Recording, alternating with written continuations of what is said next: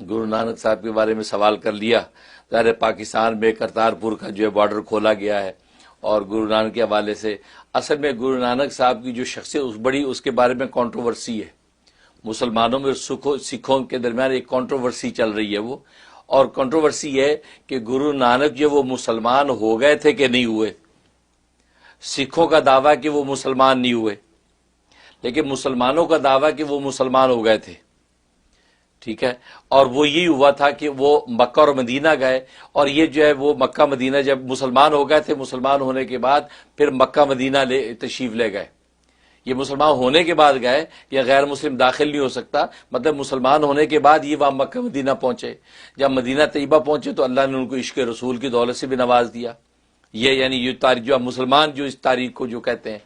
اس کے بعد وہاں سے واپسی پہ وہ پیران پیر شیخ عبد القادر جیلانی رحمۃ اللہ علیہ کے مزار پہ بغداد آئے.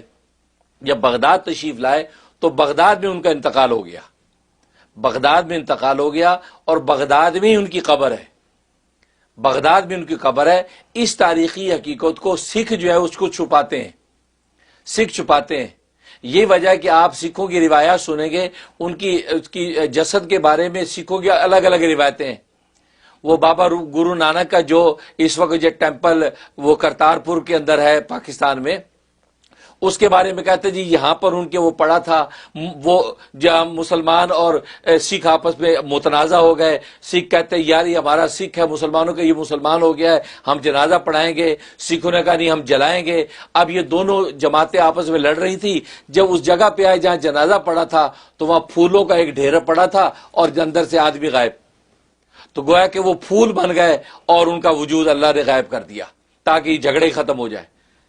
اس لیے یہ سکھوں کا کہنا یہ ہے، لیکن حقیقت ایسی نہیں ہے. اس لیے وہاں پر جس جگہ پر سکھوں کا دعویٰ ہے کہ وہاں ان کا وجود، تو وہ جو پھول تھے اسی کو انہوں نے دفنا دیا، گویا کہ اس جگہ پہ انہوں نے ان کو مزار بنا دیا. لیکن مسلمان جو ہے وہ یہ کہتے ہیں، تاریخ کا حصہ یہ ہے کہ ان کی قبر بغداد کے اندر ہے، بغداد کے اندر ہے. اور سکھ اس بات کو جانتے ہیں اور وہ یہ کہہ دیتے ہیں کہ نہیں مسلمانوں نے چھین لیا، مسلمانوں نے چھین لیا. بلکہ اس میں چھوٹے سا لطیفہ مجھے یاد آ گیا آپ کی بات پہ. آج سے 8-10 سال پہلے میری ایک سکھ جو ہے یاتری ہے، اس سے میری بات ہوئی.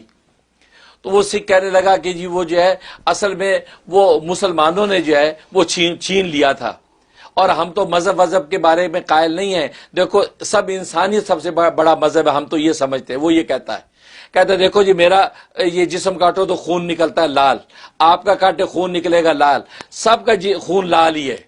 لہٰذا یہ انسانیت سب سے بڑا مذہب ہے، لہٰذا خام خواہ یہ ہم نے تفرقے بنائے ہوئے. وہ یہ تقریر کر رہا ہے. میں نے کہا بھائی آپ جو بھیڑ بکری کا کاٹے اس میں بھی لال ہی خون نکلے گا، بھینس گدھے کا کاٹے اس میں بھی لال نکلے گا. تو انسانیت تو مذہب نہ ہوئی، پھر تو حیوانیت میں چلی گئی بات ہے. خنزیر کا کاٹے اس کا بھی لال ہی نکلے گا.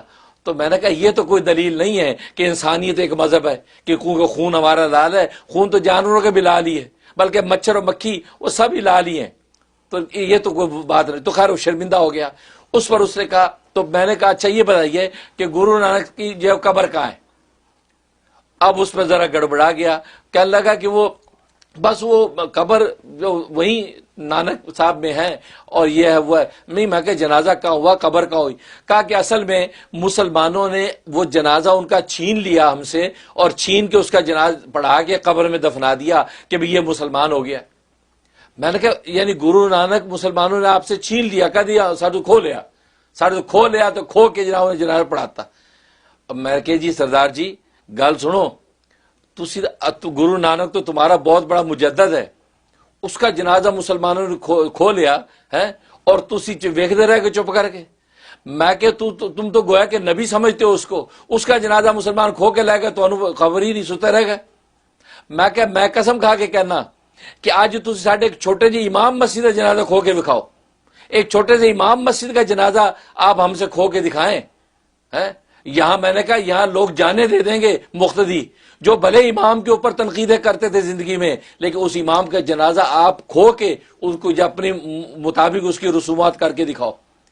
کہتے میں کہ یہ ہوتا ہے ایمان اور عقیدہ کہ یہ مسلمان اپنے چھوٹے سے امام کی جو ہے وہ جسد بھی چھیننے نہیں دیتے، اور وہ اس کا جنازہ اپنے رسومات کے مطابق اللہ کے سپرد اس کو کرتے ہیں۔ اور آپ کا اتنا بڑا جو ہے مجدد جس کو آپ نبیوں کی طرح مانتے ہیں، اور جناب یہ کیا ان کے ساتھ، مسلمانوں نے آپ دیکھتے رہ گئے۔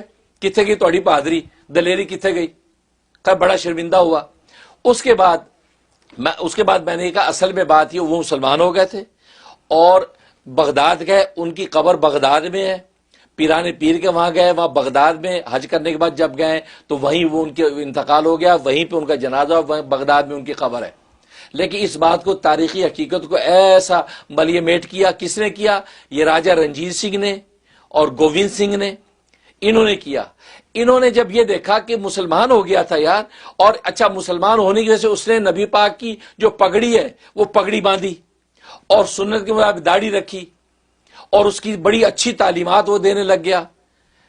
اب ہوا یہ کہ جب اس کا انتقال ہوا تو یہ راجہ رنجیت سنگھ اور گووند سنگھ، ان کو یہ خطرہ ہوا کہ یار یہ ہماری جو سکھ ہے برادری، یہ تو مسلمانوں میں ضم ہو کے رہ جائے گی، ہماری اپنی شناخت اور ہمارا امتیاز نہیں رہے گا، تو اس کا کیا حل نکالیں؟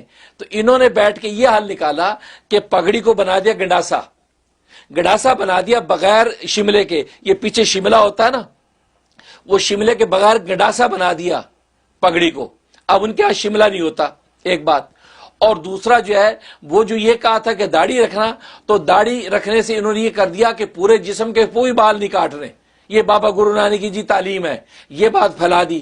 لہذا انہوں نے کیا کیا، داڑھی کے ساتھ ساتھ مونچھیں بھی، داڑھی بھی، اور آپ جانتے جسم کے کوئی بال کاٹتے نہیں، سارے بال اس کے اسی طرح رکھے تاکہ مسلمانوں سے امتیاز ہو جائے، کیونکہ مسلمانوں کے نبی نے اور گرو نانک صاحب نے تو یہ کہا تھا کہ ظاہر ہے جو زیر ناف بال بھی کاٹنے ہیں، بغلی بھی کاٹنی ہے، مونچھیں صحیح کرنی ہے، یہ ساری چیزیں، لیکن انہوں نے اس کو یوں بگاڑا کہ تاکہ ہم مسلمانوں میں ضم نہ ہو جائیں۔ تو آج آپ ان کی حالت دیکھتے ہیں، یہ داڑیاں رکھنے کے ساتھ ساتھ ساری جسم کے، یہاں تک کہ سر کے بال بھی نہیں کاٹتے، سب کے سر کے بال ایک زلفوں کی شکل میں جو نبی پاک صلی اللہ علیہ وسلم تھے وہ انہوں نے رکھے، گرو نانک نے۔ انہوں نے کیا کیا، اس کو بالوں کو بالوں ہاتھ ہی نہ لگاؤ، لہذا وہ اس کو لپیٹ کے گٹکے بناتے ہیں۔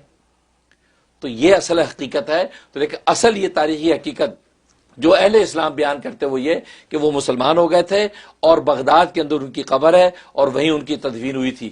اور آج کسی بھی سکھ کو آپ پوچھ لیں، اس کے پاس اس بات کا جواب نہیں ہے کہ وہ اس کا جنازہ کہاں ہوا اور قبر کہاں ہے اس